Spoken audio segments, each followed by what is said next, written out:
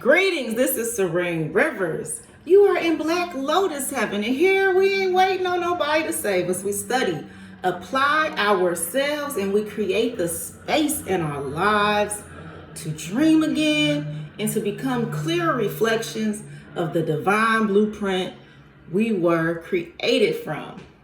So today, I just want to hop on here and I want to talk about self-betrayal and the impact that can have on us. I think that as we go through life, we encounter failures. As we're going towards certain goals, objectives, even if you think about a baby that's just learning how to walk, they get up, they fall. They try to take a few steps.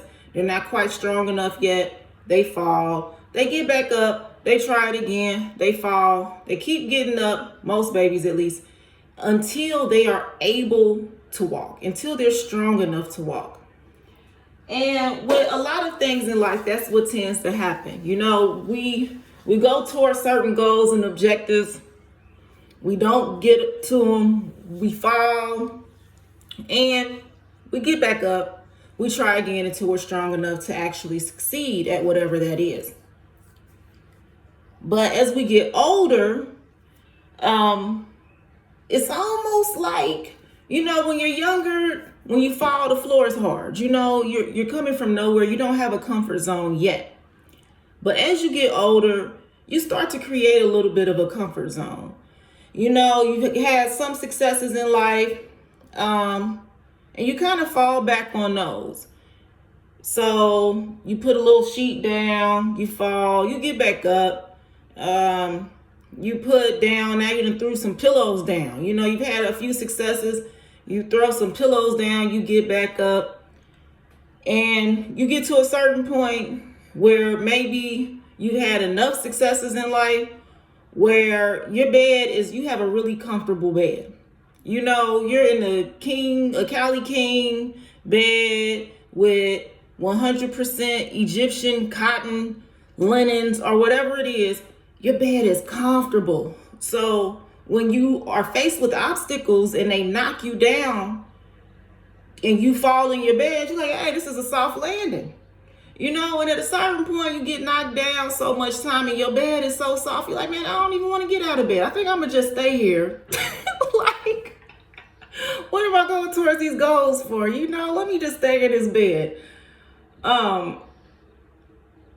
And that's when, we just want to stay in the bed after a certain point.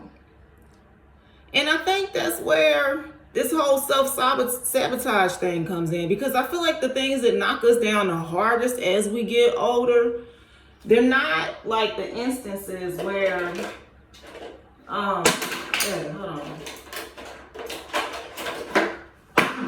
I'm dropping stuff. Okay. They're not the instances where, we were acting in alignment and we failed.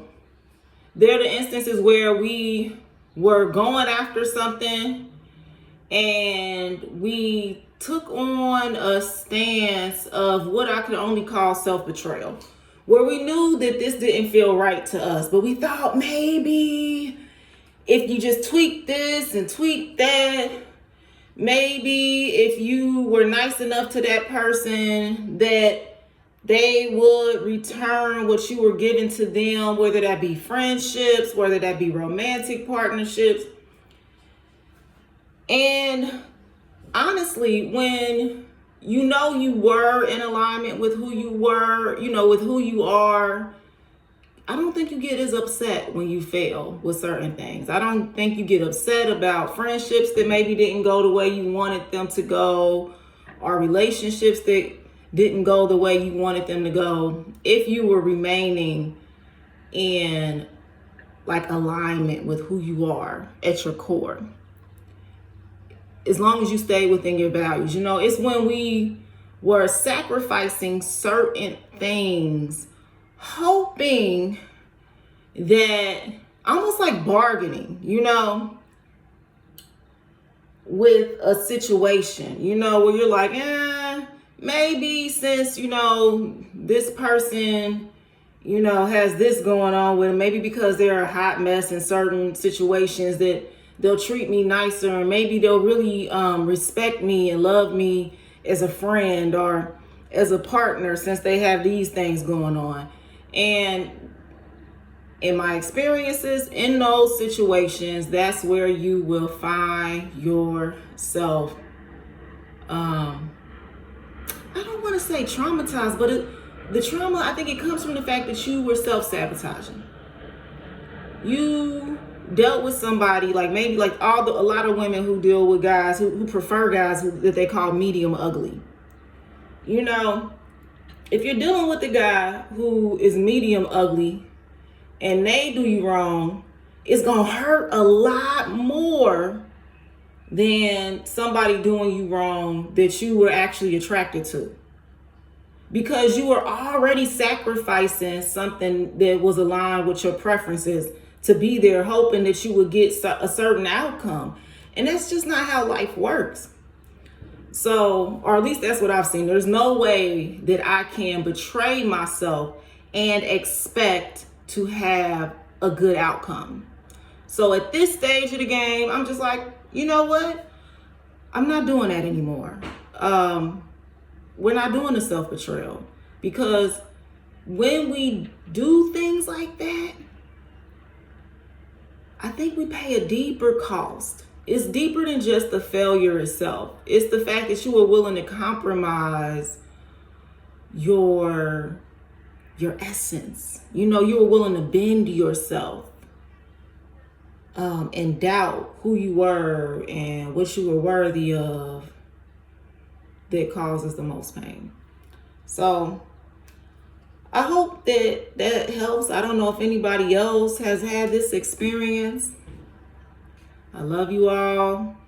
We're getting it together. We're growing up and glowing up together, and it's never too late. And that's it. Peace.